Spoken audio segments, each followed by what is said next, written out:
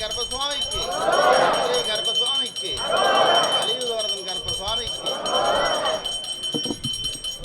எல்லாம் வல்ல இறைவனின் அருள் கருணையினால் இங்கே கூடியிருக்கிற எல்லா பக்தர்களுக்கும்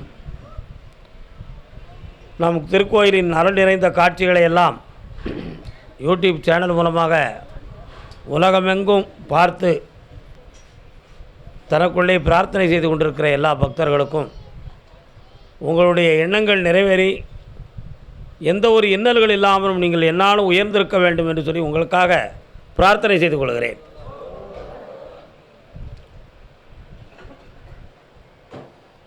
ஆன்மீக உலகத்தில் பலன் கருதாது செய்யும் பணிகள் மட்டும்தான் ஆன்மீகத்தின் ஞானம் என்பது ஒரு மாபெரும் தத்துவம். அந்த பலன் கருதாது செய்யக்கூடிய பணி என்பது இறைவனுக்கு பொருள்கள் வந்து செலுத்துவது, திருக்கோவில்களுக்கு தான தர்மம் செய்விப்பது, மக்களுக்கு தொண்டு செய்வது, இவைகள் எல்லாமே புண்ணியத்தின் பலன் தான் கிடைக்குமே தவிர கை நிறைந்த பலனாக, கண்ணுக்கு தெரிந்த பலனாக கிடைக்காது. அதனால தான் இதை புண்ணிய காரியம் என்று சொன்னார்கள். இந்த புண்ணிய காரியம் என்பது ஆன்மீக தத்துவத்தில் மிகவும் உன்னதமானது என்பது விளக்கம். நாம் ஒரு பற்று வைத்த ஒரு பொருளின் மீது மிகவும் எண்ணங்களை, மனதை செலுத்துவது மனிதனுடைய இயற்கை தன்மை. ஒரு இடம் வேண்டும் என்று நியமித்திருந்தால் அந்த இடத்தை இன்னொருத்தன் வாங்கிட்டான்னு சொன்னால் அவன் மேலே நமக்கு கோபம் வரும். அப்போ அர்த்தம் என்ன? அந்த இடத்த நம்ம வாங்கணும்னு இருந்தோம், இன்னொரு வாங்கிட்டான். அப்போ அந்த இடத்தின் மீது உள்ள பற்று. ஒருத்தன் வாழ்ந்து கொண்டு இருக்கிற ஒரு இடத்தை அடித்து பற்றி விட்டு நாம் இந்த இடத்தை வாங்க வேண்டும் என்று ஒருத்தன் நினைத்தோம்னா அவன் அதர்மவாதி, அவன் தெய்வ தண்டனைக்குரியவன்னு அர்த்தம். அந்த பற்று ஏற்றுக்கொள்ள முடியாது. ஏன்னா ஒருவனுடைய உரிமையை நம்ம எப்படி பெற முடியும்? முடியாது. இதில் தத்துவமடைந்த சில பக்குவப்பட்ட ஞானியர்கள் கடவுளுக்கு ஒரு ஆட்டுக்குட்டியை வெட்டி கொடுப்பதாக நான் நேர்ந்து கொண்டேன் என்று ஒருவன் கூறினான். நீ செய்தது தவறு என்று சொல்லி அந்த விளக்க போயிட்டத்தை ஒரு ஞானி சொன்னார். எப்படி தவறு அப்படின்னா, ஆடு ஒன்றுது இனம் அல்ல. ஆடு நம்ம இனமா? நம்மெல்லாம் மனித இனம். ஆடு மிருக இனம், மாடு மிருக இனம் இல்லையா?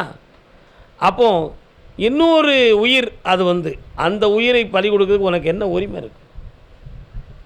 அது கடவுளுடைய பிள்ளை, நீ எப்படி பலி கொடுக்கலாம்? அது தவறு. ஆகினால் நீ ஆட்டுக்குட்டி கொடுக்கணும்னு நினச்சது தப்பு அப்படி என்று உயர்ந்த ஞானியர்கள் சொன்னார்கள். சிறுதெய்வ வழிபாடு உடைய குலதெய்வ மார்க்கங்கள். குலதெய்வ மார்க்கம்னா முன்னோர்களில் இறந்தவர்களை தெய்வமாக வைத்து அந்த இறந்து போன மனிதனுடைய பெயரையே அந்த சாமியாக வைத்து கும்பிட்டுக்கிட்டு இருப்பாங்க. அவங்க பலி கொடுப்பாங்க, அவங்க சாப்பிடுவாங்க. அது தவறு இல்லை. அது அவங்களுடைய மரபு, பழக்க வழக்கம்.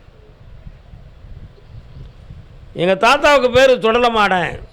அவர் இறந்துட்டார்.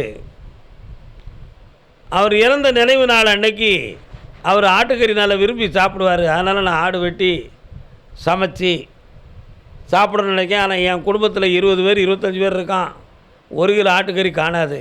அதனால் ஒரு கிடாயவே வெட்டிட்டோம்னு சொன்னோம்னா அது நியாயம்தான்.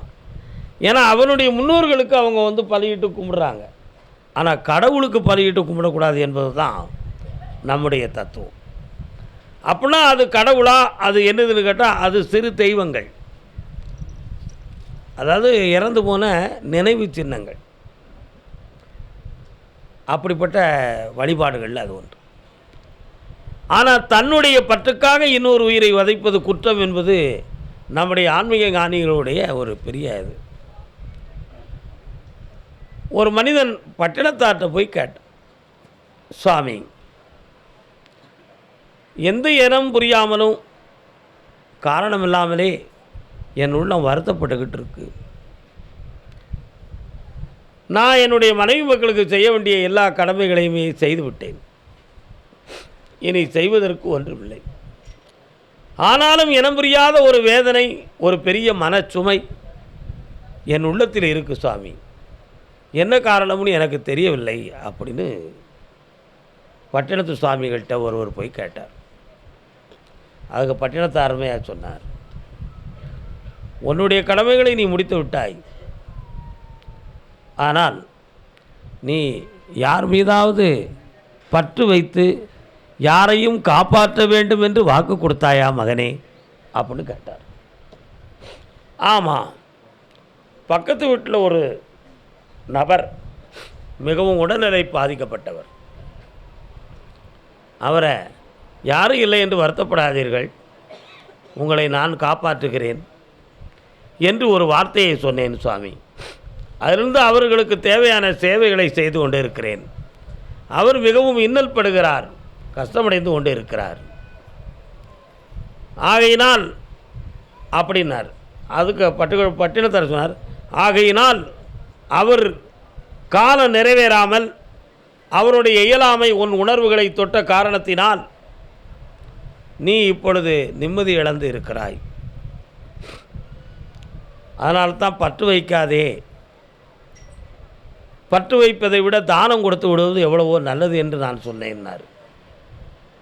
இயலாமையில் இருக்கிற ஒருவனுக்கு ஒரு பொருளையோ எதையோ கொடுத்து உதவி செய்து விடுவது நன்று. அவனை காப்பாற்றணும்னு சொல்கிறதுக்கு நமக்கு உரிமை கிடையாதப்பா.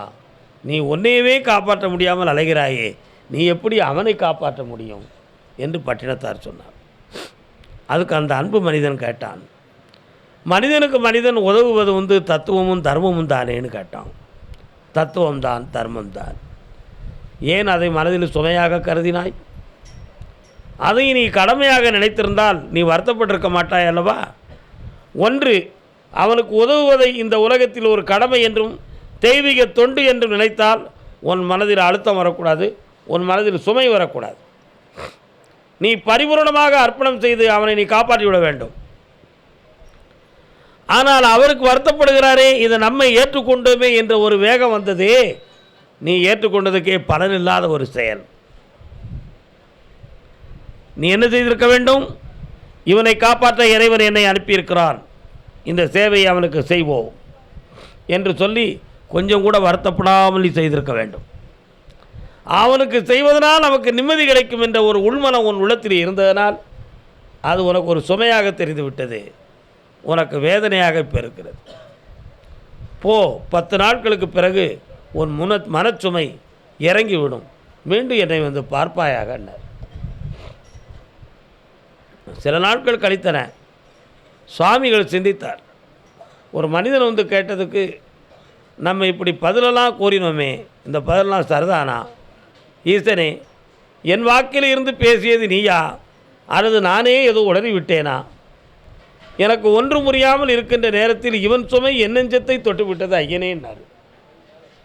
அப்பொழுது அசரீரி சொன்னது, திருவெண்காடா, உன் உணர்விலிருந்து பேசியது நான் தான். அறியாமையின் காரணத்தினால் நான் யார் என்று தெரியாமல் நீ புலம்பிக் கொண்டு இருக்கிறாய். நானே நீ, நீயே நான் என்று உணர்ந்து தத்துவமசி என்னும் தத்துவத்தை நீ உணர்ந்து விட்டால் உனக்கு இந்த வேதனை வராது. ஆகையினால் உனக்குள் ஈசனாக இருந்து உரையாடுவது நான் என்றே நீ உணர்ந்து கொள்ளினார். அந்த அசரீரியை அறிந்த பின்பு பட்டினத்தார் தனக்குள் சிவன் இருப்பதாக உணர்ந்து கொண்டார். தனக்குள் சிவன் இருந்து பேசுவதாக மெய்வித்து கொண்டார். அந்த மெய்ஞானம் அவர் உடலெங்கும் பருகி உணர்வெங்கும் பெருகி உள்ளமே நான் என்று அவரே அவர் கோயிலாக்கி ஞானத்தை அடைந்தார். பட்டினத்தார் ஞானத்தை அடைய ஒரு காரணமாக இருந்தது. 10 நாள் கழித்து அந்த மனிதன் வந்தான். சாமியை பார்த்து சிரித்து கொண்டே வந்தான். உடனே இவர் கேட்டார், சிறப்பாக வழி அனுப்பி வைத்தாயா அப்பான்னு கேட்டார்.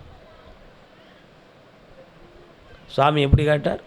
சிறப்பாக அவனை வழி அனுப்பி வைத்தாயா அப்படின்னு கேட்டார்.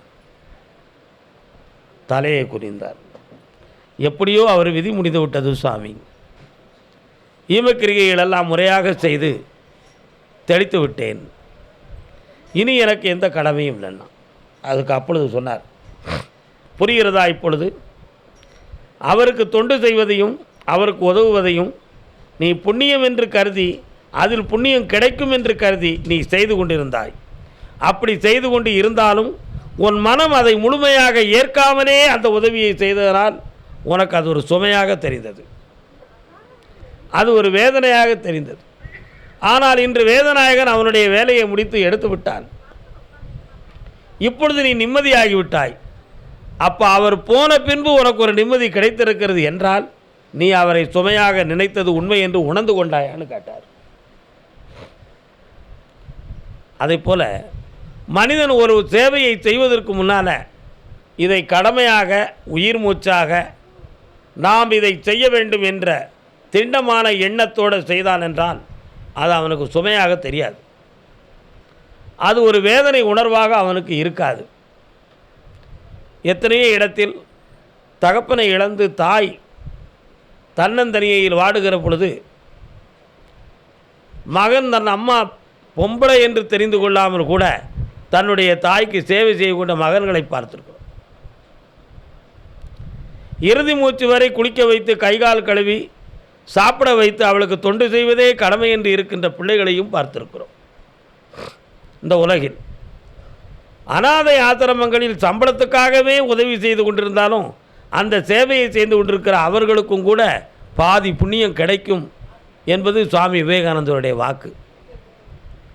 அதனால் பிரத்தியாருக்கு தொண்டு செய்வதை, பிற சரீரத்துக்கு தொண்டு செய்வதை, பிரத்தியாருக்கு உதவுவதை தர்மம் என்றும் அதை புண்ணியம் என்றும் உணர்ந்து மனதில் சுமையாக நினைக்காமல் ஒருவன் செய்துவிட்டான் என்றால் அவன் இந்த உலகிலே புண்ணிய பிறவி என்பது அர்த்தமாகும். அந்த புண்ணிய பிறவியை அடைவதற்கு முதல் காரணம் நம்முடைய மனசு தான்.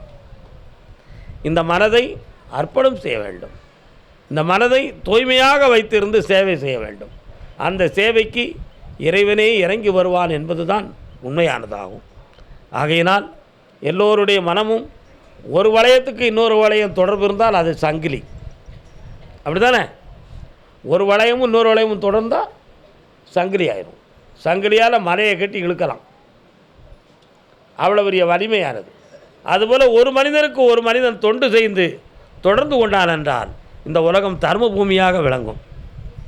அதற்கு மனதை மட்டும் உணர்வுபூர்வமாக உண்மைப்பூர்வமாக ஒருதன் செம்மையாக வைத்து சேவை செய்தான் என்றால் மனித உலகம் தர்மம் தவறாமல் வாழ்ந்து தரம் குறையாமல் இருந்து உயர்வாக வாழும் என்று சொல்லி மாசிலா மனமே ஈசன் கோயில் என்று உணர்த்தி வாழ்க என்று வாழ்த்துவோம். வணக்கம்.